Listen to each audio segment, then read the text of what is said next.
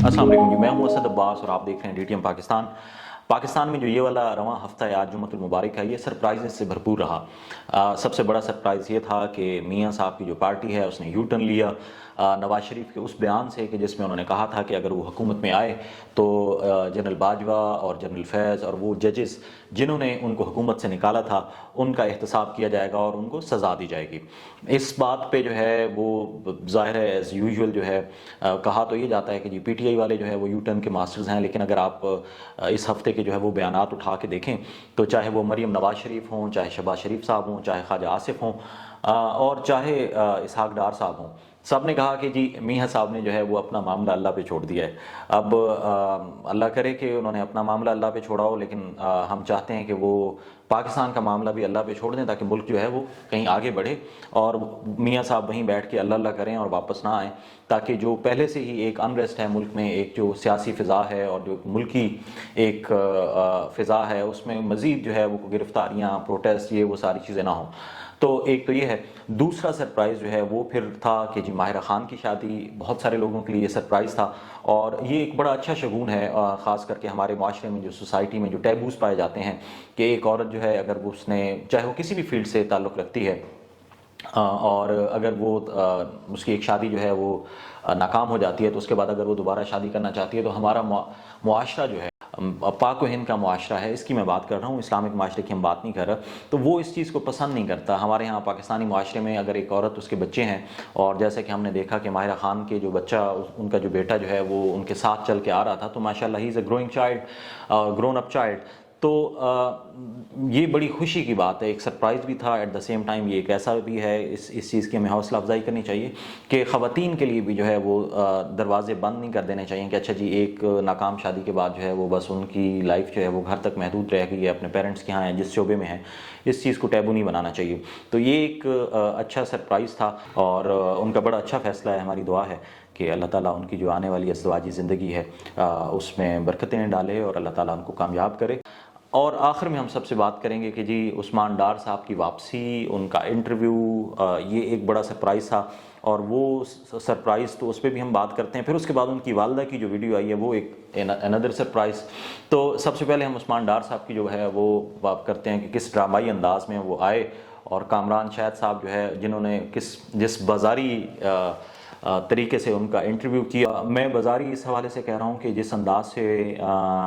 वो उनके घर आए, उन्होंने कहा जी उन्होंने मुझे फ़ोन किया, वो मुझसे मिलना चाहते थे, फिर कैमरे भी लग गए, उसके बाद उन्होंने इंटरव्यू भी किया और क्वेश्चंस जो कामरान खान साहब जो है कामरान शाहिद साहब जो है जो कर रहे थे, तो उससे लगता था कि शायद वो पहले से उन्होंने लिख के रखे हुए थे और या उस्मान डार साहब ने कहा था कि यार आप ये मुझसे पूछिएगा और मैं ये इस पे अपनी पोजीशन जो है वो वाज़े करना चाहता हूँ। तो मेरा ख्याल है अगर उस्मान डार साहब ने जो है वो कामरान शाहिद साहब का सहारा लिया तो एक गलती की। कामरान खान साहब ने किसके कहने पे किया वो कभी नहीं बताएंगे, ना वो ये कहेंगे कि हाँ मैंने किसी के कहने पे किया है। लेकिन सरप्राइज़ वाली बात यह है कि इस इंटरव्यू में उस्मान डार साहब ने जो है वो कहा कि जी वो 9 मई के वाक़यात की मज़म्मत करते हैं। ये पहली दफ़ा नहीं है, उन्होंने जब 9 मई के वाक़यात हुए थे उसके बाद भी मज़म्मत की थी। जो सरप्राइज़ वाली बात थी वो ये थी कि उन्होंने कहा कि जी जो भी इसमें जो तसादुम था, सो कॉल्ड जो तसादुम था, उसकी जो राह हमवार करने के लिए इमरान खान साहब जो है उन्होंने एक हिजानी कैफियत जो है वो क्रिएट की और उन्होंने जहन साजी की। अब जहन साजी जो है और तंजीम साजी ये दो ऐसे अल्फाज, जब कभी आपको जो है वो अपना बचाव करना होता है तो आप दूसरे पे कर देते हैं। जैसे हमने देखा कि आबिद अली साहब जो है वो कहीं गए थे किसी खातून के यहाँ और उन्होंने उनकी खूब ठुकाई की।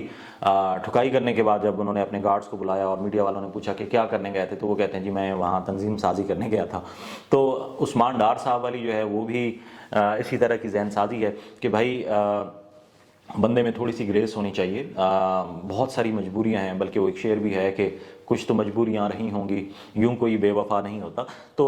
हम समझ सकते हैं कि आपकी फैमिली को प्रेशर हो सकता है। बहुत सारे पीटीआई के जो लीडर्स हैं वो पॉलिटिकली उन्होंने रिज़ाइन किया है। आप शीरी मज़ारी साहबा को देख लें, आप मलिका बुखारी को देख लें, आप असद उमर को देख लें, उन्होंने भी पार्टी से अपनी राहें जुदा की हैं लेकिन एक ग्रेस के साथ की हैं। آپ جو ہے وہ ایک تو یہ ہے کہ آپ کے ہم عثمان ڈار صاحب کی جو ہے ہم بیان اگر اس وقت دیکھیں تو وہ کہہ رہے تھے کہ جی ایک ویڈیو میں وہ کہہ رہے ہیں کہ جی سیالکوٹ کو بند کر دو اور پروٹیسٹ کرو اور ہمارے لیڈر کو جو ہے وہ اغوا کیا گیا ہے. دوسری ویڈیو میں وہ کہتے ہیں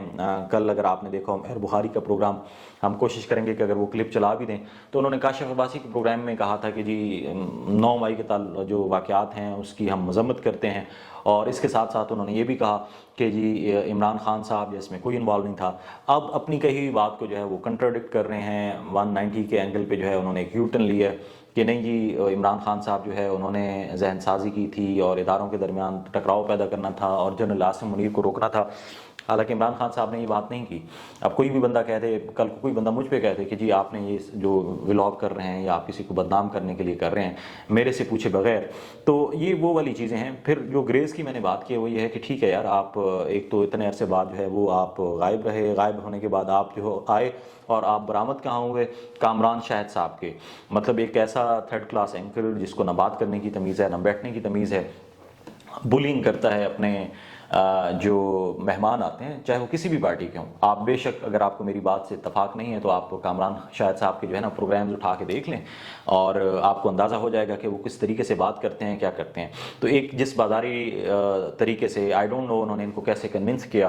کامران شاہد صاحب نے کہ جی ان کے گھر پہ ہیں اور یہاں پہ انٹرویو دیں، تو اس سے ظاہر ہوتا ہے کہ عثمان ڈار صاحب کی جو پولیٹیکل میچورٹی کا لیول ہے وہ کتنا ہے. اور اگر آپ نے محترم پی ٹی آئی سے راہیں جدا کی ہیں تو میرا خیال ہے ایک ریس ہوتی ہے اس پارٹی کے ساتھ. آپ اتنا عرصہ رہے ہیں، جس انداز سے آپ کہہ کے لگا رہے، چاہے وہ فردوس عاشق اوان صاحب ہوں چاہے وہ عثمان ڈار صاحب ہوں، جس شودے انداز میں انہوں نے اپنی یہ والی جو ڈرامہ لگایا ہے. عثمان ڈار صاحب نے جو ہے وہ کویسچنز کیے، اور اگر آپ اس کا کویسچن بائی کویسچن اگر آپ اس کو دیکھتے ہیں تو لگ یہ رہا تھا کہ کامران شاہد صاحب جو ہے وہ اپنے الفاظ جو ہے ان کے منہ میں ڈال رہے تھے اور وہ بھی اتنے بھولے بادشاہ ہیں کہ وہ ان باتوں کی تائید کیے جا رہے تھے. اب جو اس کے بعد والا سرپرائز ہے وہ بڑا انٹرسٹنگ ہے کہ رات کو کامران شاہد صاحب کے سو کال جو ان کے گھر پہ ان کی برآمدگی ہوئی اور وہاں پہ انہوں نے انٹرویو دیا، اس کے بعد ان کی والدہ کا صبح بیان آ گیا کہ میرے بیٹے سے جو ہے وہ اسحاق ڈار صاحب کو خواجہ آصف صاحب کو انہوں نے کہا کہ جی گن پوائنٹ پہ جو ہے وہ تم نے ان سے جو بیان دلوایا ہے تو بے شک تم مجھ سے اس کو دلوا لو، میں کھڑی ہوں عمران خان کے ساتھ اور میں تمہارے مقابلے میں الیکشن میں آؤں گی. اب یہاں پہ دیکھنا یہ ہے کہ پتہ نہیں بیٹا زیادہ طاقتور تھا اور ایک مطلب وہ ہار گیا اور ایک جو بوڑھی والدہ ہیں وہ جیت گئی ہیں. اب مجھے تو سیریسلی جب یہ ویڈیو آئی تو مجھے لگا کہ شاید یہ کسی نے نا چیٹ جی پی ٹی کی جو ہے وہ شرارت ہے کہ ان کی والدہ کی ویڈیو پہ جو ہے انہوں نے لپ سنک کی ہے اور وائس ڈب کر کے کر دی ہے. اینی ہاؤ اب دیکھتے ہیں کہ ان کی والدہ محترمہ ہیں وہ اپنے بیان پہ کس حد تک قائم رہتی ہیں، کیونکہ ایسے ہی بیان جس سے زیادہ بڑے بیان جو ہے وہ عثمان ڈار صاحب نے دیے تھے اور کل انہوں نے جو ہے وہ ان سے ٹوٹلی نفی کی ہے. نہ ہی پی ٹی آئی کے جو فالوورز ہیں ان کو اس بات پہ کوئی خوشی منانی چاہیے، کیونکہ یہ جو پولیٹیشینز ہیں اور پولیٹیکل فیملیز ہیں ان کے نزدیک جو نارمز یا ویلیوز ہیں وہ کہیں سٹینڈ نہیں کرتی. یہ اپنا فائدہ دیکھیں گے، اور یہ کسی بھی پارٹی سے ہوں، آپ کو شاید تھوڑا سا برا لگے لیکن یہ کسی بھی پارٹی سے ہوں، چاہے وہ پی ٹی آئی سے ہوں، چاہے نون لیگ سے ہوں، چاہے پیپلز پارٹی سے ہوں، جہاں ان کا فائدہ ہوگا یہ اپنے آپ کو وہاں مولڈ کر لیں گے اور ہر اس سانچے میں فٹ ہو جائیں گے جہاں ان کی بقا ہے. تو یہ والے کچھ سرپرائزز کا سلسلہ ہم نے دیکھا کہ اس گزشتہ ہفتہ ہوا ہے. اوورآل اگر ہم بات کریں تو جو ایک فضا ہے کہ جی الیکشنز کی طرف ہم جا رہے ہیں یا نہیں، تو وہ ابھی تک ویسی کی ویسی ہی ہے. ساری چیزیں everything is in the air. ابھی یقین سے نہیں کہا جا سکتا کہ پاکستان میں کیا جنوری میں الیکشن ہونے والے ہیں یا نہیں ہونے والے. اور دوسری جیسے میں نے کہا کہ یہ پورا ویک جو ہے وہ سرپرائز فل تھا، اور ان سرپرائزز میں دیکھتے ہیں کہ اب آنے والے دنوں میں ہمیں کیا سرپرائز ملتا ہے. میں یہ پریڈکٹ کر سکتا ہوں کہ شاید ایک سرپرائز ہمیں یہ بھی ملے کہ میاں صاحب نے جو ہے وہ کچھ ذاتی